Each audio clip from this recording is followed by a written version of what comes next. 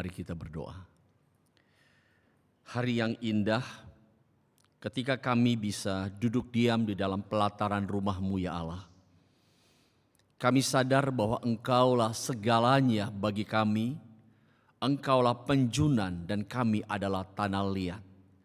Keindahan yang ingin kami nikmati bersama dengan Allah kiranya menjadi satu bagian yang sungguh penting dalam hidup ini.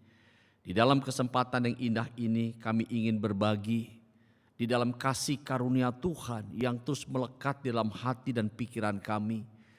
Ketika kami menyembah, meninggikan Tuhan dan tiba waktunya kami juga akan mendengarkan sabda-Mu. Engkau berbicaralah kepada kami semua melalui hamba-Mu, supaya kebenaran firman-Mu yang kami dengar itu tidak kami lupakan, tetapi kami belajar untuk menjadi pelakunya, sehingga apa yang menjadi keinginan Allah selaras dengan kehidupan yang kami jalani, supaya kehidupan kami sungguh-sungguh menjadi berkat dan mempermuliakan nama Allah. Pagi ini Tuhan kami siap diberkati, berbicaralah. Demi nama Tuhan Yesus Allah kami yang hidup, kami sudah berdoa. Amin. Silakan duduk.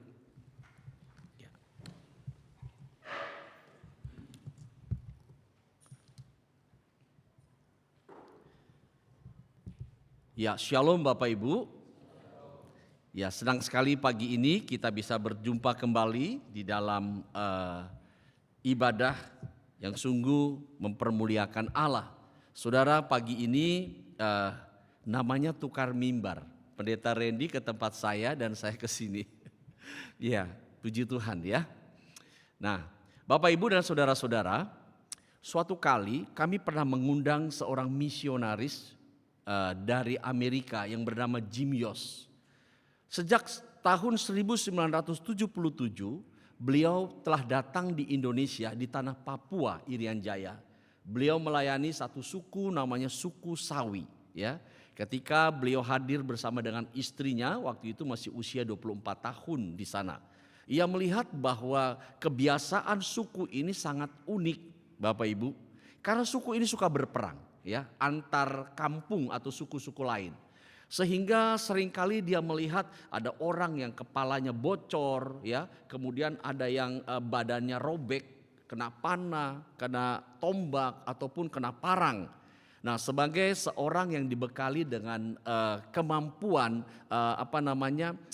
melayani, dia bersama dengan istrinya mulai menjahit kepala-kepala orang yang bocor itu. Tubuhnya yang robek dijahit dan mereka mulai melayani dengan memberikan pengobatan atau secara medis.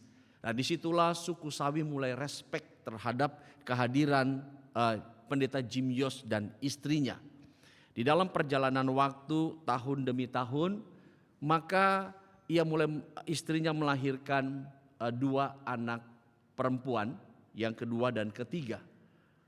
Suku Sawi mempunyai kebiasaan ketika anak-anak lahir dengan jenis kelamin perempuan harus dibuang ke dalam sungai.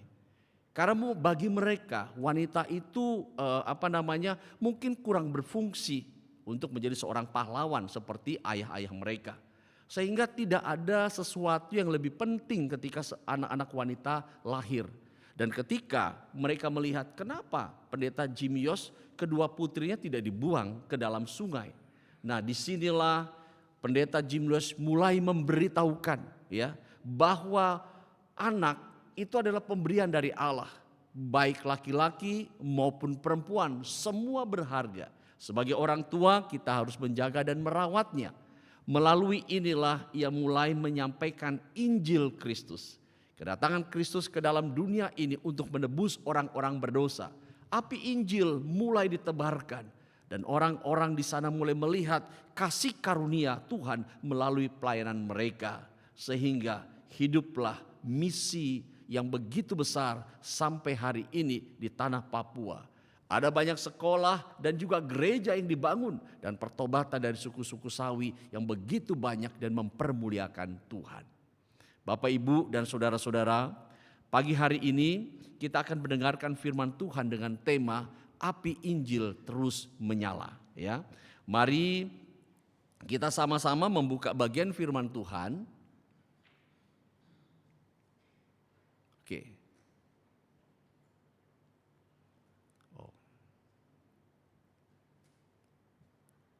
Sorry. Bisa dibantu? Coba.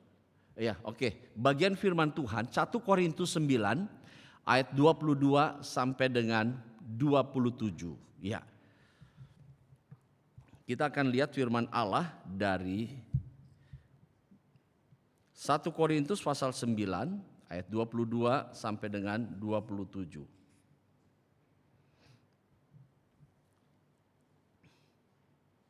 Bapak Ibu, saya akan bacakan bagian ini ya.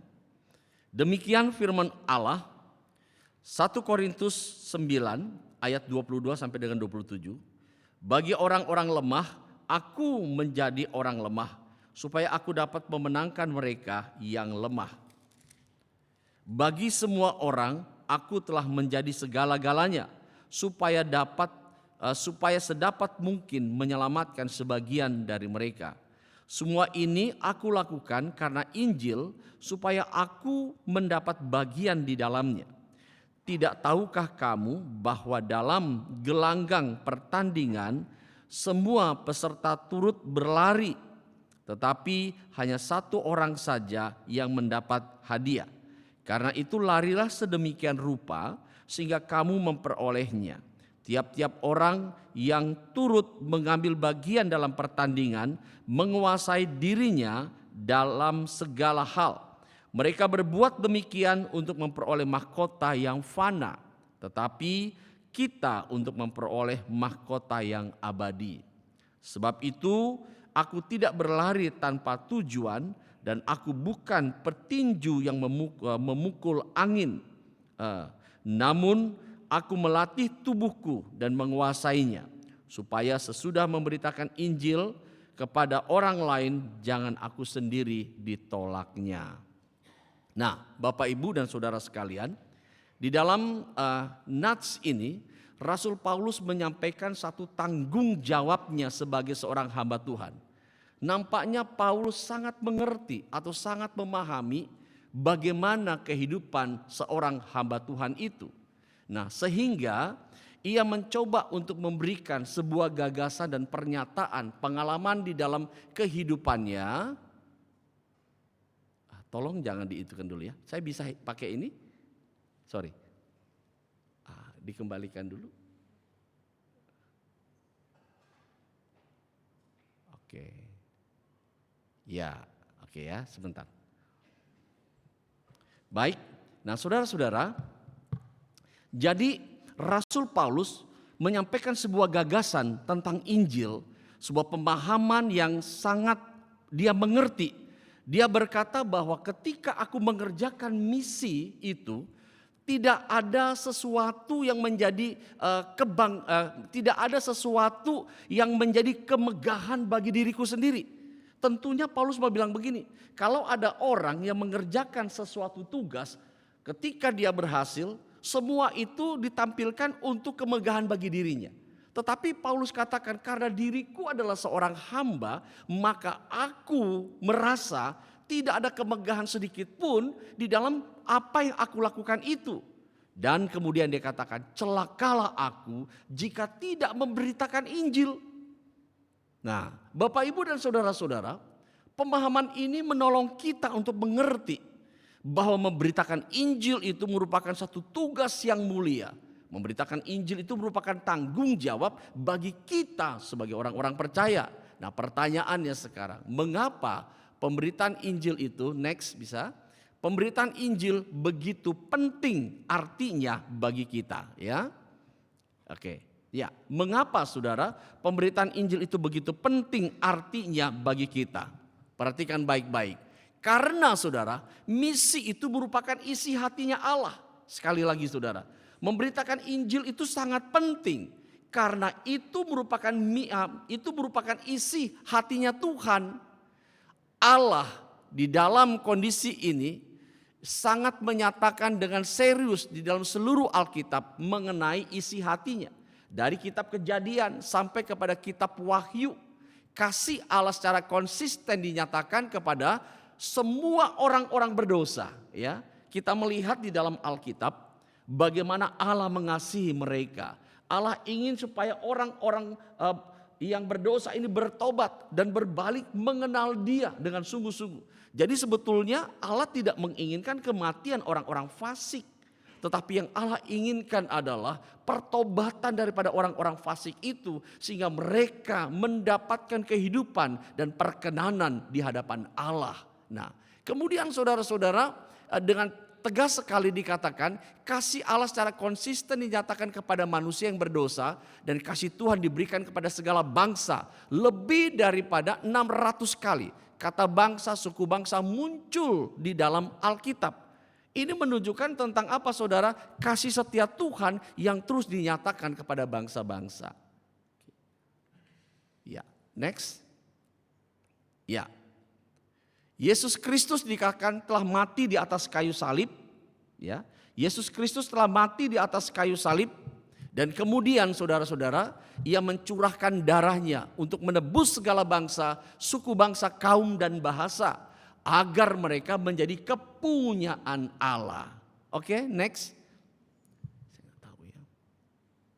Nah, saudara-saudara, jadi pada bagian ini dengan jelas sekali telah dikatakan kepada kita bagaimana kasih setia Allah itu dinyatakan dengan sungguh-sungguh. Nah, untuk melihat betapa seriusnya Tuhan terhadap misi ini, kita bisa melihatnya Bapak Ibu ya. Kita bisa melihatnya dari dua istilah yang dipakai dengan kata mengutus dan mengirim dalam Injil Lukas pasal 10 ayat 1 dan 2. Coba kita lihat di dalam Injil Lukas pasalnya yang ke-10 ayat 1 dan 2. Yuk kita lihat sebentar. Injil Lukas pasal 10 ayat 1 dan 2.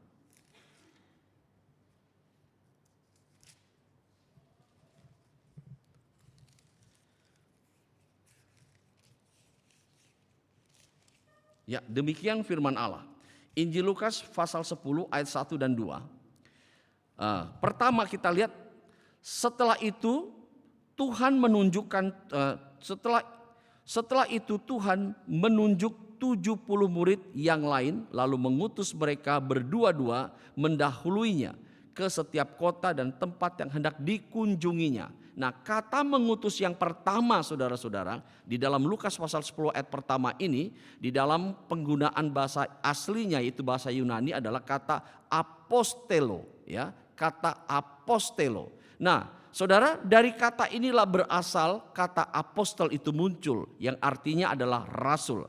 Apostelo berarti diutus baik-baik dengan hormat, dengan otoritas. Dan cara inilah yang menjadi kesukaan Allah agar orang-orang percaya dapat membagikan kabar keselamatan kepada dunia. Kita melihat saudara, ketika ada malam misi, gereja atau secara sinodal membuat kegiatan ini untuk membangkitkan api misi lagi mulai berkobar di tengah-tengah jemaat.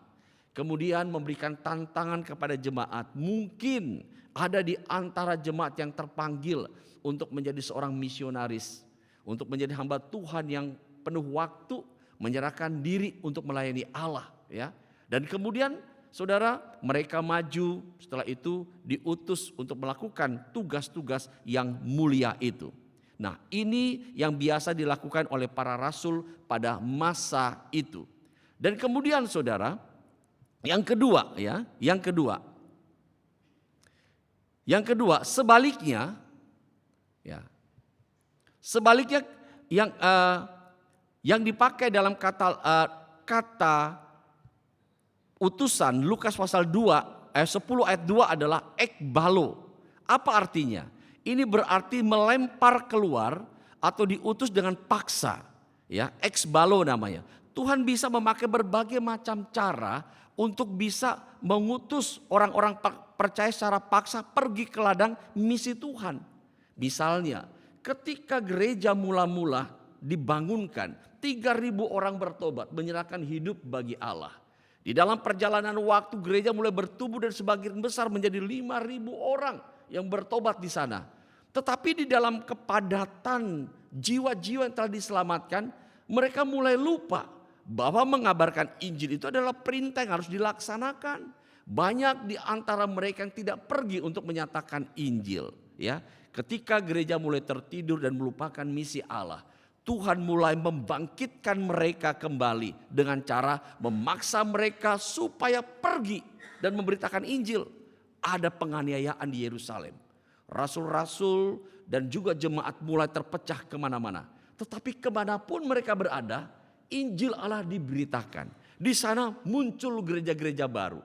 Ketika mereka mulai mendapatkan tekanan, mereka pergi ke daerah-daerah yang lain, disitulah Injil diberitakan. Orang yang sakit didoakan sembuh, yang buta bisa melihat, bahkan yang mati hidup kembali. Orang-orang takjub kepada keajaiban, tanda-tanda ajaib yang dilakukan oleh Tuhan. Dan inilah misi yang dinyatakan Allah. Sehingga mereka yang mengerjakan pekerjaan Tuhan takjub kepada kekuatan dan kuasa Allah.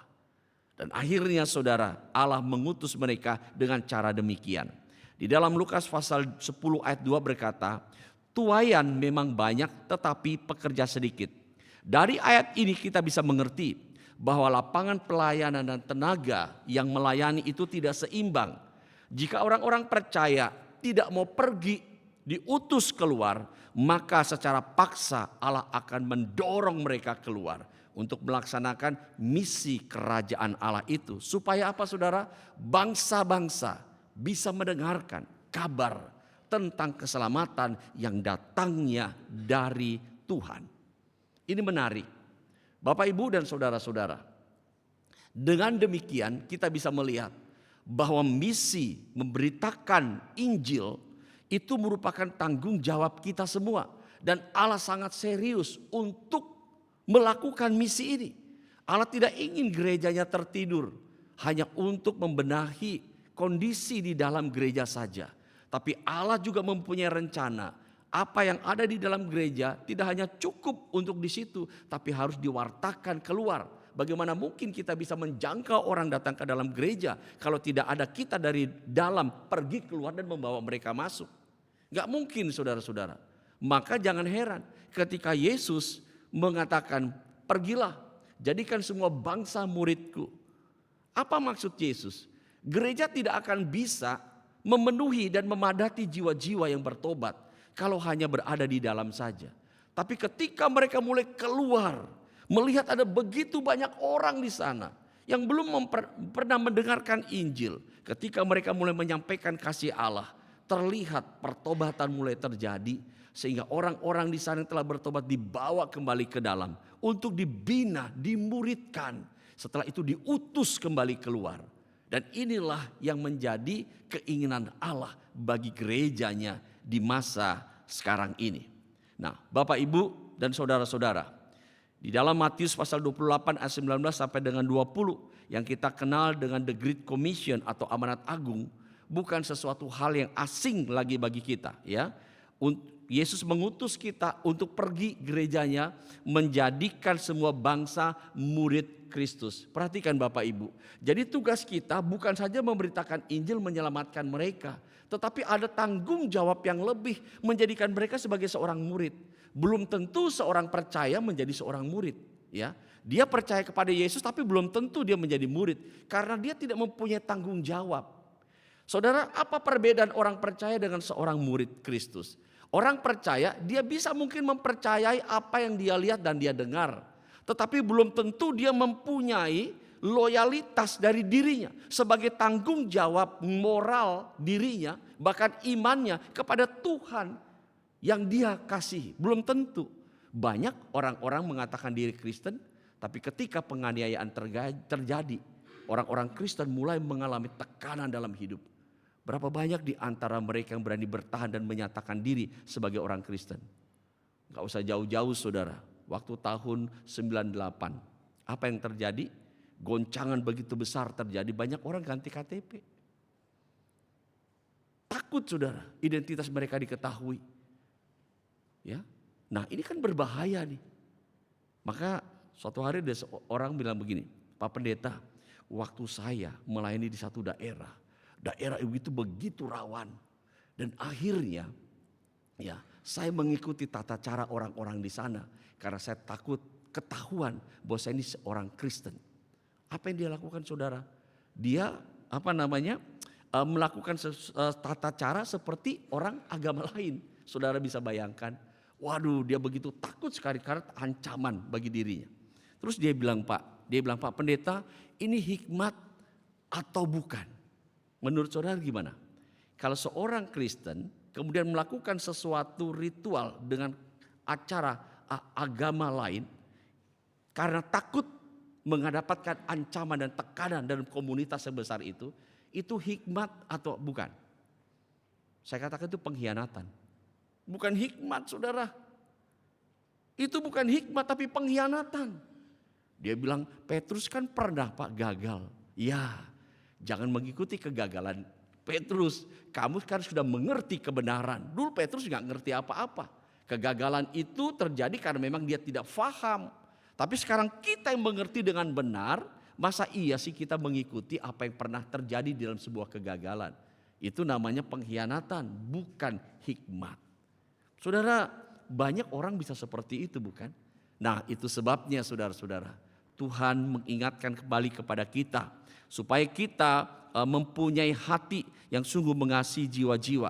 Untuk apa? Menindaklanjuti misi yang belum terselesaikan oleh Allah.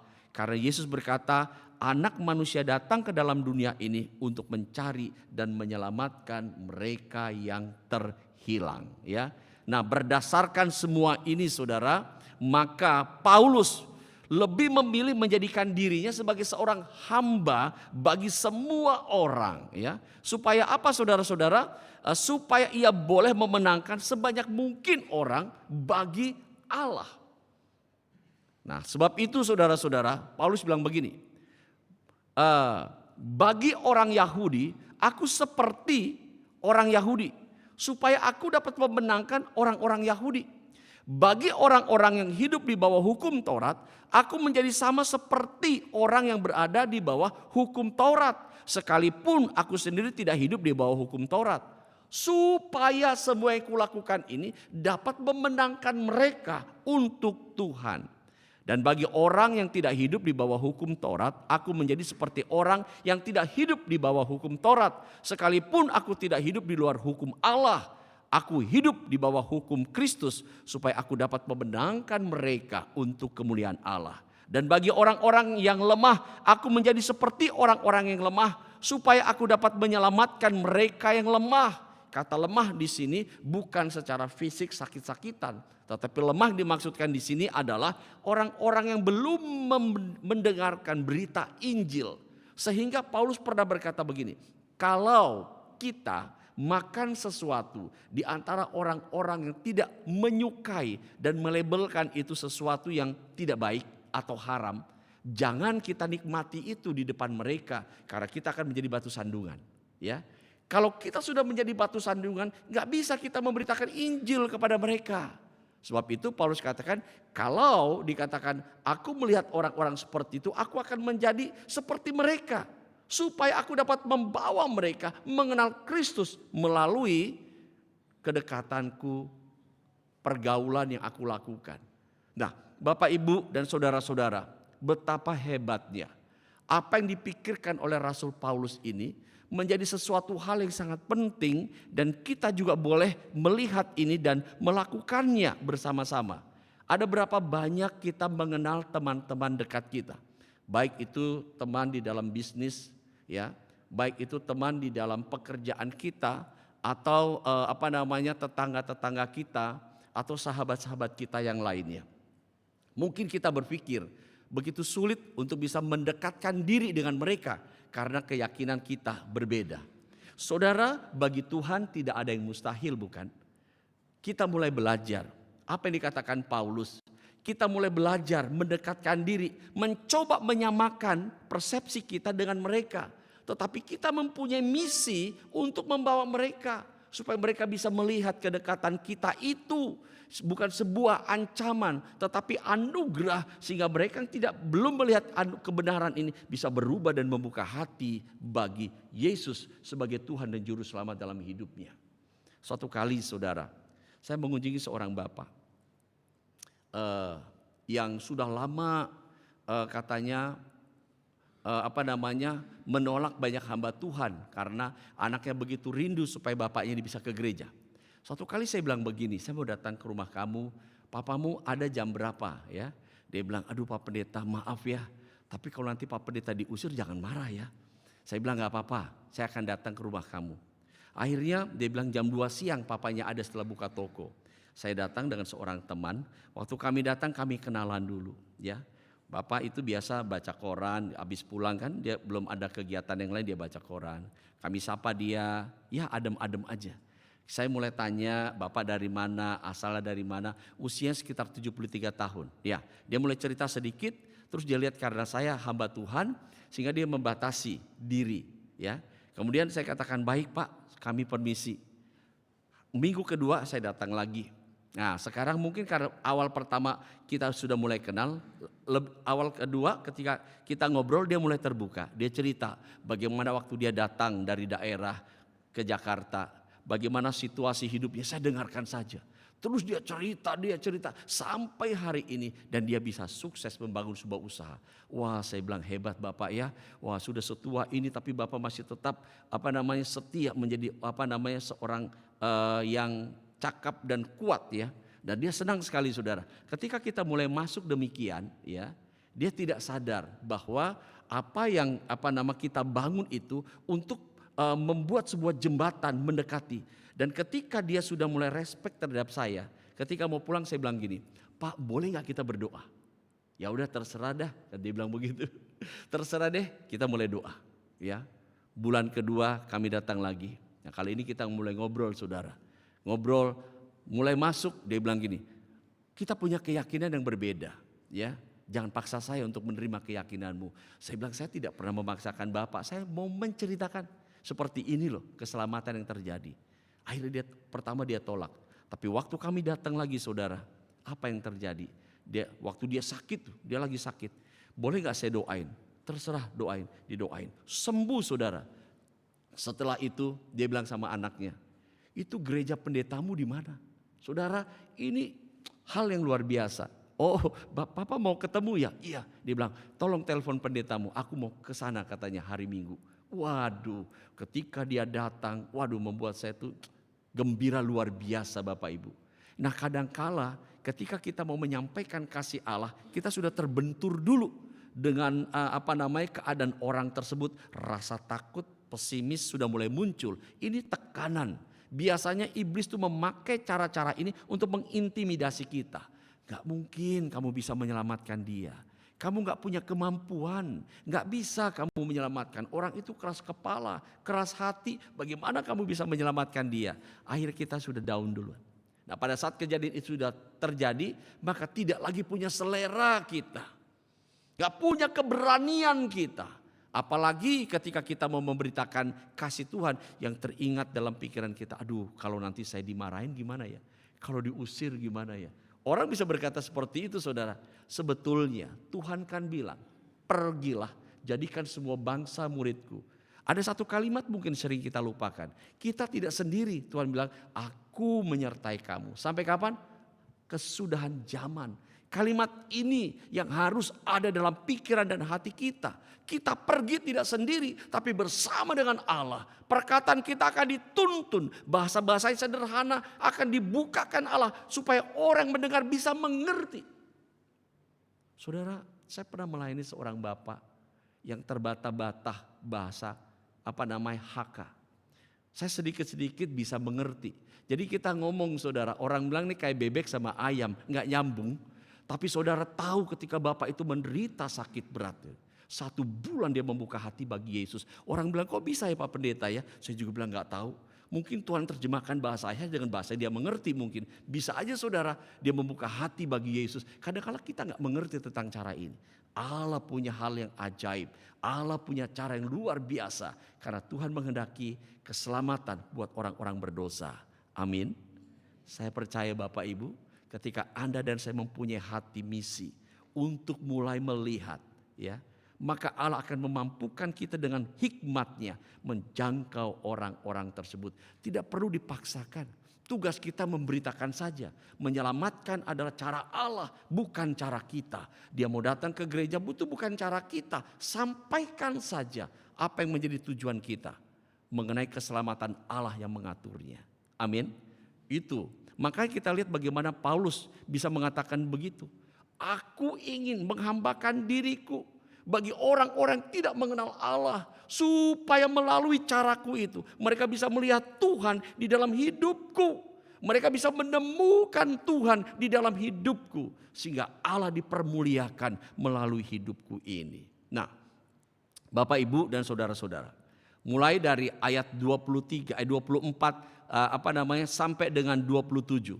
Paulus memberikan suatu analogi atau gambaran tentang pertandingan olahraga, ya. Dia memberikan sebuah analogi tentang pertandingan di dalam olahraga. Apa yang dia katakan di sana, saudara-saudara? Coba kita lihat. Mulai dari ayat yang 24. Yuk kita lihat sebentar. Ayat 24, saudara. Paulus bilang begini. Tidak tahukah kamu bahwa dalam gelanggang pertandingan semua peserta turut berlari, tetapi hanya ada satu orang saja yang mendapat hadiah. Karena itu larilah sedemikian rupa sehingga kamu memperolehnya. Apa maksud Paulus? Nah, di dalam hal ini saudara-saudara, Paulus ingin agar kita sebagai seorang olahragawan, kalau kita mau berlari di dalam sebuah kejuaraan, kan kita ingin mendapatkan hadiah, bukan? Nah, apa yang perlu kita lakukan? Melatih diri kita. Persiapan yang matang, tidak asal-asalan. Sehingga dengan demikian kita beroleh kemampuan supaya kita bisa keluar sebagai pemenang. Saudara, 25 tahun yang lalu, lebih 30 tahun yang lalu, saya ini suka olahraga. Dulu saudara, waktu masih muda, ya, masih remaja, saya latihan itu saya ikut di Indonesia Muda. Dilatih sama Iswadi Idris, ya. Kami di lapangan Banteng. Ya mungkin Bapak Ibu yang angkatan seperti saya kenal, ya. Iswadi Idris, Roni Patina Sarani. Tujuan saya tuh menjadi pemain bola yang baik. Rambut saya gondrong segini, saudara. Saya senang kalau lari kan rambutnya umbul-umbul gitu. Senang tuh. Wah, papa saya senang sekali ngelihat. Nah, saudara, waktu itu kami dilatih. Ada TC karena kami ingin main di KNPI, ya, Piala KNPI waktu itu, ya. Jadi kami diutus ke satu daerah, diadakan latihan. Yang latih itu tentara, saudara.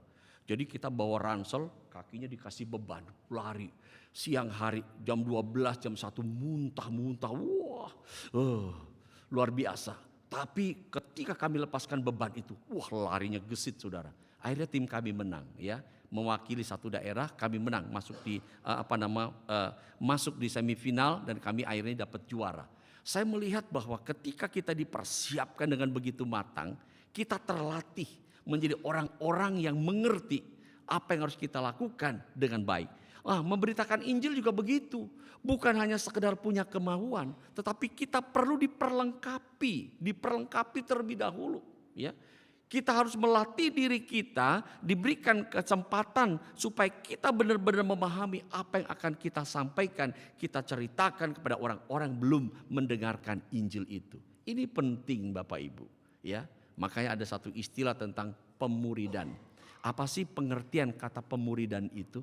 Pemuridan artinya adalah membawa seseorang untuk bertemu dengan Allah di dalam sebuah pertobatan yang sungguh-sungguh. Setelah itu dia akan dipimpin dan dibina secara konsisten di dalam pertumbuhan imannya bersama Yesus, ya.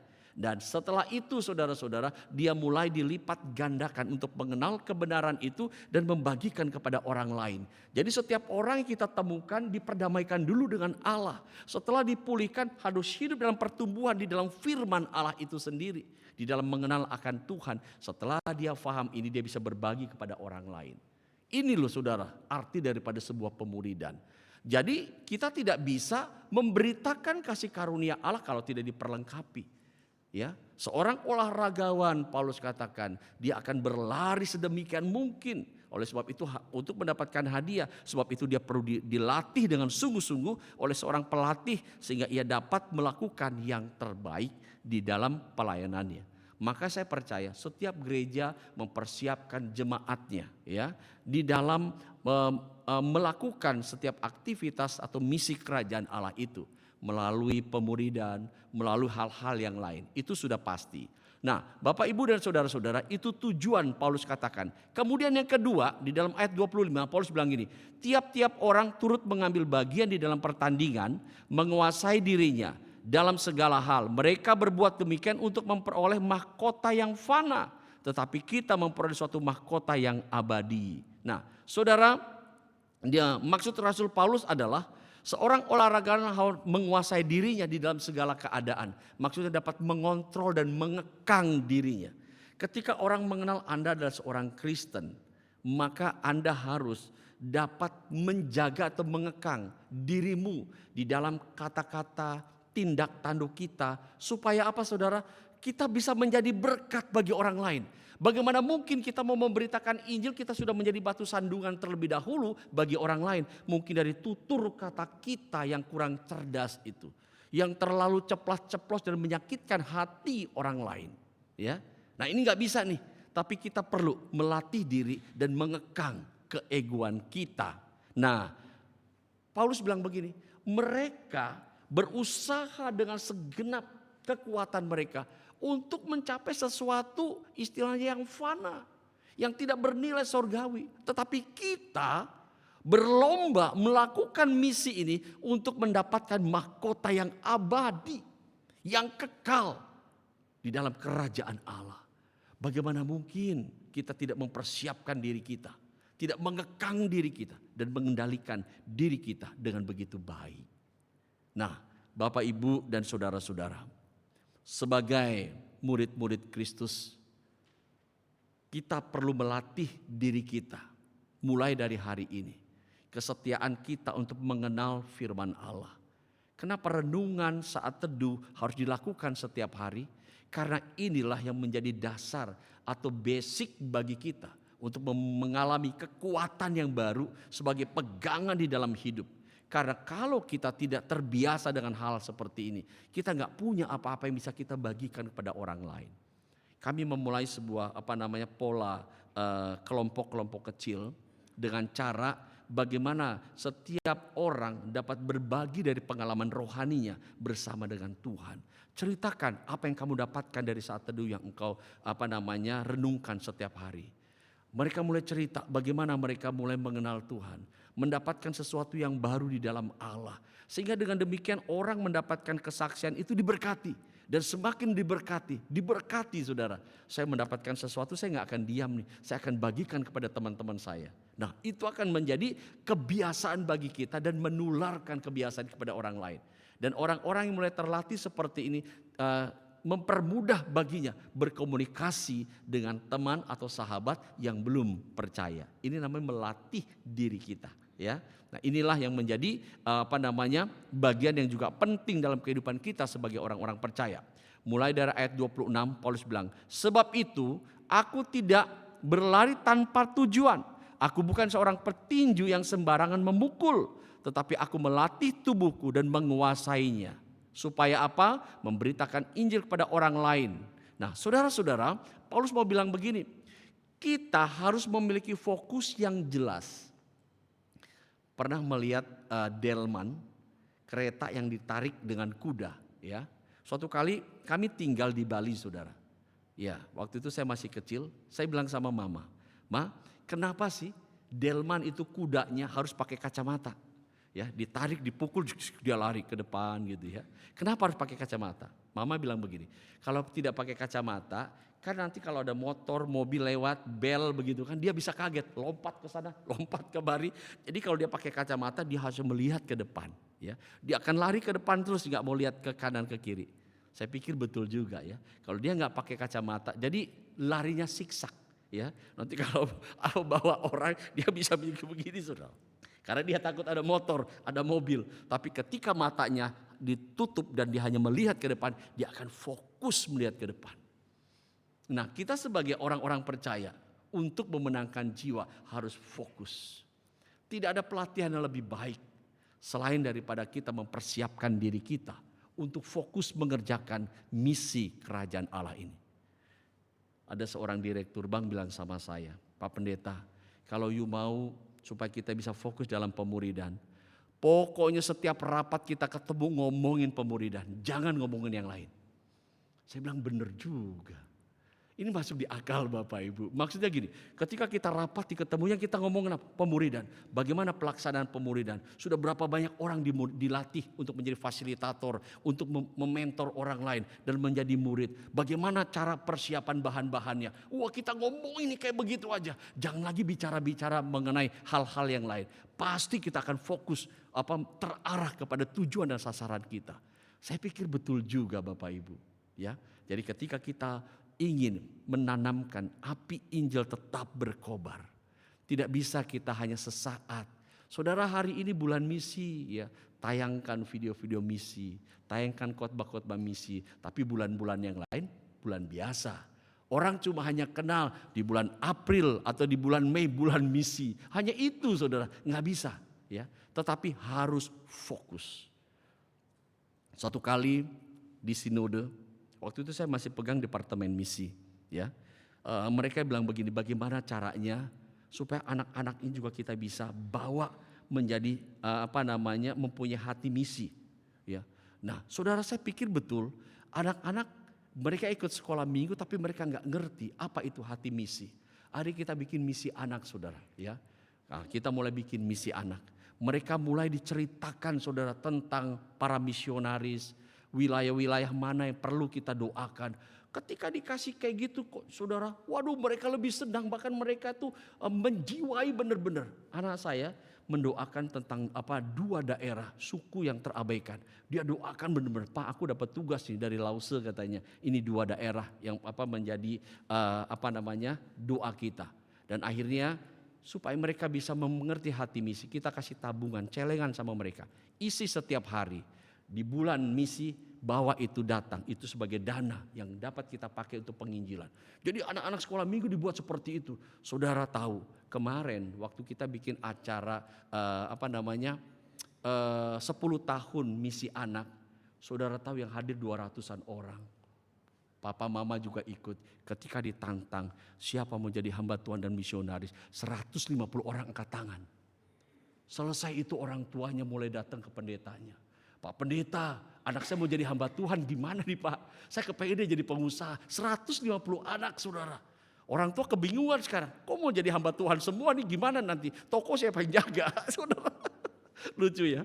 Nah saudara tahu kami mengadakan pelayanan misi anak ini dengan follow up, ya, namanya FUMA, follow up misi anak 1 bulan sekali kepada anak-anak. Akhirnya saudara di sinode, pokoknya dalam setiap tahun ada anak-anak yang diutus ke sekolah teologi. Wow, Tuhan luar biasa. Dulu kami mensupport misionaris dari tempat-tempat lain, tapi sekarang kami sudah punya sendiri anak-anak kami yang menjadi misionaris. Mereka ada yang di Taiwan, mereka ada di Filipina, mereka ada di beberapa daerah kami utus. Wah, luar biasa saudara. Kami melihat bagaimana Tuhan ketika kita mempunyai hati, Tuhan mempersiapkan ini dan menolong anak-anak supaya mereka juga bisa buka hati bagi Allah. Dan anak saya punya 3 orang anak. Dari kecil saudara kami sudah latih mereka ketika berdoa, ketika misi. Ayo siapa mau jadi pendeta, semua angkat tangan, bangga papa mamanya. Begitu SMP ditanya siapa jadi hamba Tuhan, gak ada satupun mau angkat tangan. Ya, saudara nggak ada. Saya bilang Tuhan salah, doa ke saya. Ya, nggak ada yang mau lagi saudara angkat tangan. Saya tanya, nak, dulu kamu waktu kecil, ketika ditanya siapa mau jadi hamba Tuhan, kamu angkat tangan. Jadi misionaris angkat tangan. Tapi sekarang kok kamu nggak tertarik? Dia bilang, iya Pak, aku nggak mau jadi hamba Tuhan. Betul saudara. Tapi terakhir saya terus doakan, Tuhan, saya kepingin salah satu dari anak-anak ini menjadi seorang hamba Tuhan, penerus. Akhirnya saudara, waktu 2 tahun yang lalu, ketika anak yang kedua selesai, dia bilang gini, memang dia punya kemampuan spesialisasi khusus di bidang multimedia, ya. Nah waktu dia magang di satu stasiun TV, nah dia bilang aku mau sekolah di Untar, ya udahlah silakan ambil DKV, silakan kita sudah bayar, ikut SYC, ada retreat di Saat. Sudah 3 kali dia ikut selama online. Begitu dia pulang, dia bilang begini sama maminya, "Ma, aku kayaknya mau jadi hamba Tuhan." Dia gak berani ngomong sama saya. "Aku kayaknya mau jadi hamba Tuhan." Mamanya bilang, "Yaudah ngomong papa." Enggak mama aja yang ngomongin." Terus mamanya bilang sama saya, "Wah, gimana nih, kita sudah bayar di sana gitu ya. Udah bayar di sana, gimana kita gak bisa minta kembali lagi?" Dia bilang, "Iya, aku mau jadi hamba Tuhan." Saya panggil, "Sini, kamu betul gak mau jadi hamba Tuhan? Tanya dulu, hamba Tuhan tuh seperti ini, seperti ini." "Aku tahu, Pak, aku mau jadi hamba Tuhan." Waduh, sukacitanya luar biasa. Tahun pertama dia masuk, di saat saudara dia WA, "Aduh Pak, berat sekali ya." Saya motivasi dia, motivasi. Sekarang begitu WA kembali, wah dia, "Puji Tuhan Pak, aku bisa ngikutin." Jadi kalau kita video call, aku doain papa gantiannya. Jadi sekarang dia doain kita, saudara. Wah, luar biasa. Aduh, senang sekali saya melihat bagaimana Tuhan bisa memberkati. Ya, saya percaya Bapak Ibu saudara-saudara, Tuhan akan memakai kita semua ya untuk menjadi berkat bagi semua orang. Dan terakhir, seperti Paulus bilang begini, ingatlah kita harus fokus, jangan sampai pemberitaan Injil yang kita sampaikan kepada orang lain kita tertolak. Perhatikan nih Bapak Ibu, jadi kesaksian hidup kita harus tetap dijaga. Mungkin Bapak Ibu pernah dengar, dulu ada seorang hamba Tuhan yang terkenal, hebat, khotbahnya bagus, berapi-api, pelayanannya luar biasa di sebuah gereja yang besar. Tapi sekarang sudah hilang, tidak ada lagi namanya. Ya, kemana dia? Gak tahu kemana, gak ada juntrungannya. Ada orang punya kesaksian yang begitu bagus, menyanyi, tampil di depan begitu hebat. Tahu-tahu hilang, kesaksian hidupnya sudah tidak baik. Nah, Paulus bilang jangan seperti itu. Tuhan bilang kita adalah garam dunia. Garam itu mempunyai 2 hal yang penting. Pertama sebagai citra rasa, ya. Yang kedua sebagai bahan pengawet. Nah, kehidupan kekristenan kita ini harus dijaga. Sebagai garam kita bisa bagaimana caranya mengontrol diri kita. Supaya kita tidak menjadi rusak. Tetapi tetap eksis. Nama baik Tuhan dipermuliakan di dalam hidup kita. Sekalipun dalam situasi-situasi yang sulit. Ya, sekalipun dalam situasi-situasi yang sulit. Kita harus tetap memiliki kualitas iman yang tangguh. Di masa sekarang ini. Kondisi perekonomian begitu berat dan banyak orang angkat tangan. Susah, banyak perusahaan tutup. Banyak orang rela melakukan apa saja demi sesuap nasi. Tapi bagaimana dengan kita sebagai anak-anak Tuhan? Kualitas imanmu dan imanku menentukan pemeliharaan Allah. Amin. Setialah, tetap api misi menyala. Amin. Kita berdoa. Tuhan, kami bersyukur biar firman yang telah kami dengarkan hari ini menolong kami semua. Sehingga kami dapat mewartakan kebenaran Tuhan kepada semua orang. Api Injil itu terus menyala dan terus dapat diwartakan kepada semua orang. Berkati semua jemaat di tempat ini. Kobarkan api Injil itu ya Tuhan. Sehingga banyak orang boleh dimenangkan. Demi nama Tuhan Yesus kami sudah berdoa. Amin.